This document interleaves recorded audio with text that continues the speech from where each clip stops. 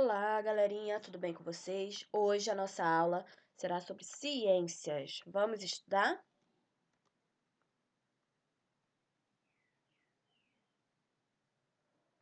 O nosso conteúdo de hoje será sobre plantas, tá bom? No nosso caderno 2. As plantas. As plantas estão presentes em muitos lugares. Elas fazem parte do grupo dos vegetais. Elas são seres vivos, pois nascem, crescem, se reproduzem e morrem. Para se desenvolver, as plantas precisam de água, luz do sol, ar e sais minerais. Vocês devem lembrar que nós falamos sobre todos esses componentes lá no primeiro bimestre, certo? Existem diferentes tipos de plantas. Plantas são seres vivos que não se locomovem e que são capazes de reproduzir seu próprio alimento por meio do processo da fotossíntese. Vocês lembram desse processo? Quem não lembra ou esqueceu, vamos relembrar agora. Então, a fotossíntese acontece da seguinte forma, né? A planta, ela retira do solo os sais minerais e a água e transfere para as outras partes da planta, certo? E até chegar na folha, que é onde existe a clorofila, né, que é um pigmento que tem nas folhas da planta, que é onde se inicia esse processo. Então, ela retira do solo, né, os sais minerais e a água, levando até o restante das partes da planta. E aí, ela absorve a luz solar. Absorvendo essa luz solar, ela absorve também o gás carbônico, né, através da folha.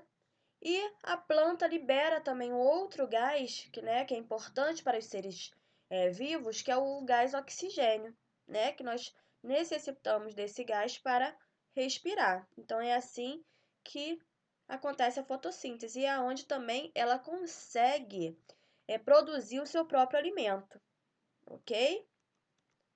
As plantas estão presentes em vários momentos do nosso dia a dia, né? Onde nós andamos, ou para ir na casa de um amigo, ou para ir para a escola, nós encontramos, né, plantas pelo caminho, diversos tipos de plantas, né? Além de serem utilizados na alimentação, né, as plantas, elas também servem de matéria-prima para fabricar vários produtos, por exemplo, o armário, né, que é a madeira, o alimento e também os perfumes, né, que tira o aroma, né, o cheiro, as substâncias que existem no perfume também utiliza a planta como matéria-prima. Como vimos, as plantas elas são capazes de produzir seu próprio alimento e elas também podem ser aproveitadas de muitas formas, né, para muitas coisas.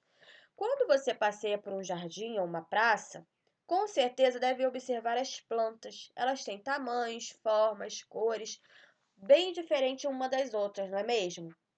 Por exemplo, aqui nós podemos ver lá no parquinho onde tem as crianças brincando, que tem flores roxas, né, com a plantinha com a flor roxa, a outra com a flor azul, né? Outras árvores que não estão com flores nem frutos.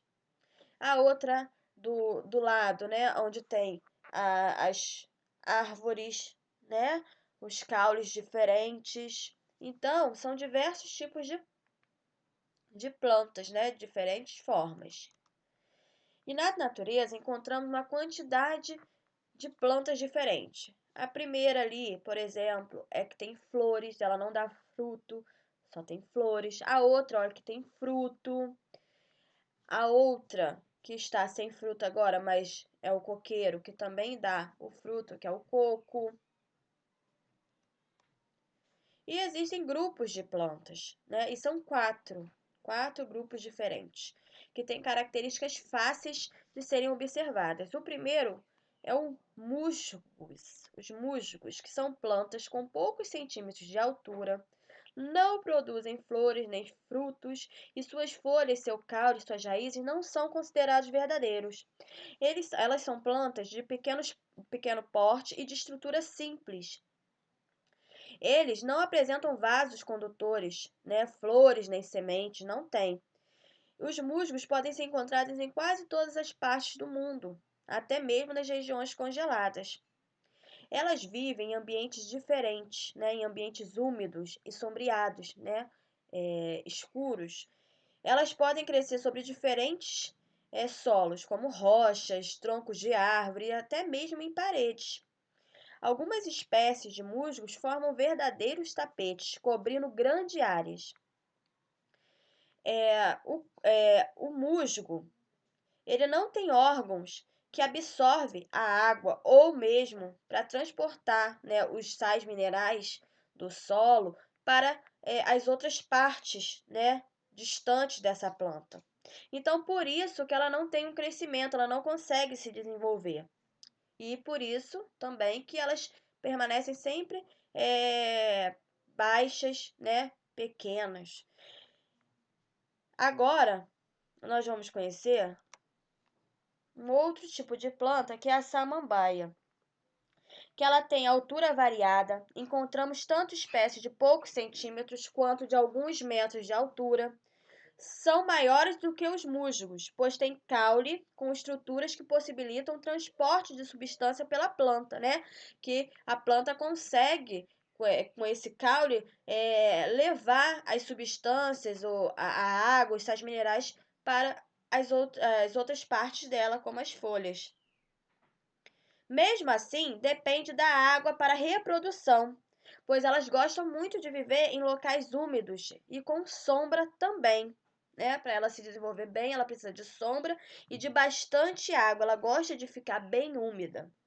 Existe também um outro tipo, que é araucárias e pinheiros, que são comuns em ambientes de clima mais frio. Apresentam estróbilos, que são estruturas responsáveis pela reprodução, e sementes, porém elas não produzem frutos. É um grupo de plantas que pode ser representado pelos pinheiros, como o da foto que a Alessandra colocou, e que são muito utilizados no Natal. As pessoas utilizam os pinheiros para colocarem enfeites de Natal. E as araucárias, que têm pinhas, né, desse lado direito, que são estruturas cheias de sementes, conhecidas como pinhões, tá bom? Agora nós vamos conhecer o último grupo de plantas, que são as laranjeiras, que podem representar esse grupo, que é o mais numeroso em quantidade de espécies. São consideradas mais complexas, pois apresentam praticamente todas as partes de uma planta. Vocês podem observar que as outras, né, não têm todas as partes da planta, né? A samambaia, o pinheiro, nem os musgos não têm todas as partes da planta, como essa, que tem a raiz, o caule, as folhas, as flores, o fruto e a semente. Então ela é completa, ela tem todas as partes da planta, tá ok? Por hoje é só, galerinha. Um grande beijo, até a próxima!